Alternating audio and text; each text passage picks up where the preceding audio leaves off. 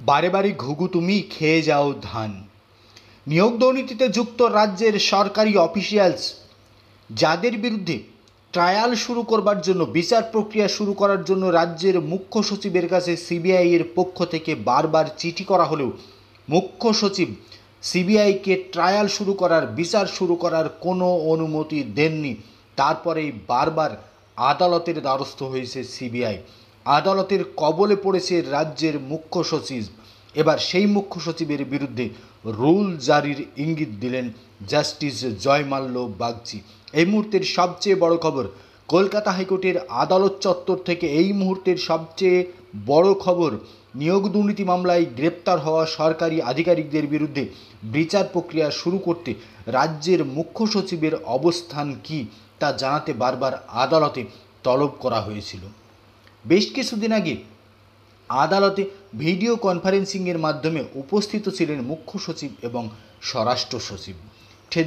সেদিন ঠেলায় পড়ে জাস্টিস জয়মাল্য বাগচির এজলাসে ভিডিও কনফারেন্সিংয়ের মাধ্যমে উপস্থিত হয়েছিলেন, কিন্তু তারপরেও জাস্টিস জয়মাল্য বাগচির সেই নির্দেশকে বুড়ো আঙুল দেখিয়ে এখনও পর্যন্ত সিবিআইকে ট্রায়াল শুরু করার অনুমতি দেননি।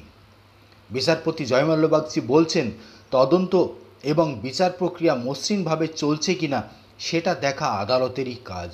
যদি দেখা যায় এক্ষেত্রে কোনো বাধা আসছে, তাহলে সেই বাধাটাও টপকিয়ে যেতে হবে, সেটাও আদালতেরই কাজ।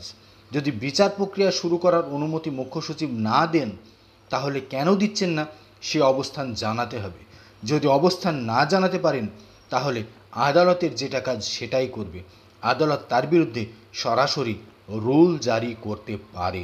রুল জারি করার এখতিয়ার আদালতের রয়েছে। আদালতকেই সেই কাজ করতে হবে এবং সেই মর্মে প্রয়োজনীয় নির্দেশিকাও জারি করবে আদালত। মুখ্য সচিবের রিপোর্ট আদালতে মোটেও সন্তুষ্ট নয়। আদালত জানিয়েছেন, নির্বাচনের সঙ্গে মুখ্য সচিবের সিদ্ধান্ত গ্রহণের কোনো সম্পর্ক থাকার কথা নয়, কারণ এটা অনেক পুরনো ঘটনা, অনেক পুরনো নির্দেশ। সেই সময় নির্বাচন ছিল না।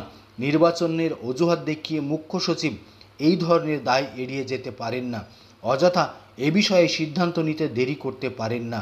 তিনি এই মামলার গুরুত্ব বুঝতে ব্যর্থ হচ্ছেন। তিনি তার বিধিবদ্ধ দায়িত্ব পালন করতে পারছেন না।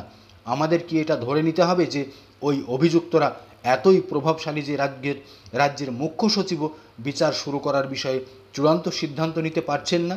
প্রশ্ন বিচারপতি বাগচির।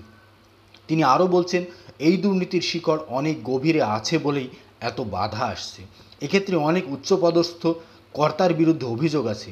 তাহলে এর পিছনে অনেক বড় মাথা রয়েছে ধরে নেওয়াই যায়। যেহেতু তারা দোষী, তারপরেও তাদের বিরুদ্ধে বিচার প্রক্রিয়া শুরু করা যাচ্ছে না, তাহলে কারোর নির্দেশে হচ্ছে সেটাও ধরে নিতে হবে আদালতকে। তাই মুখ্য সচিবকে তার অবস্থান জানাতেই হবে, নাহলে মুখ্য সচিবের বিরুদ্ধে রুলিং জারি করা সম্ভাবনা আমাদের প্রবল হচ্ছে। মুখ্য সচিবকে 2রা মে পর্যন্ত ফাইনাল সময় দিলাম আমরা, তারপরেই তার বিরুদ্ধে পদক্ষেপ করা হবে। কারণ বিচার প্রক্রিয়া শুরুর ক্ষেত্রে কোনো রকম রাজনৈতিক প্রভাব যাতে না থাকে সেটাও নিশ্চিত করতে হবে আমাদের। তাই এবার কড়া পদক্ষেপের পথে হাঁটার ইঙ্গিত দিয়ে রাখলেন জাস্টিস জয়মাল্য বাগচি।